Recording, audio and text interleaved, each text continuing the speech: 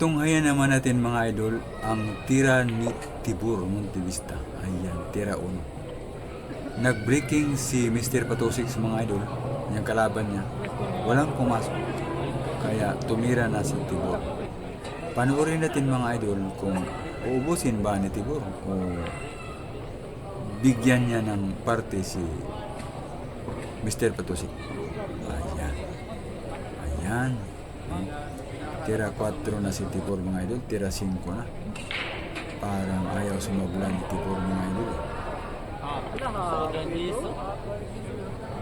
Grabe ni Tibor. Tumira mga idol. Preparasyon na preparasyon pa. Itong mga tira mga idol ay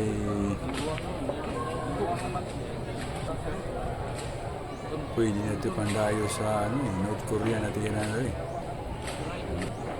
Galing talaga ni Tibor. Hindi talaga magtatagal. Ayos, ubos agad. Galing.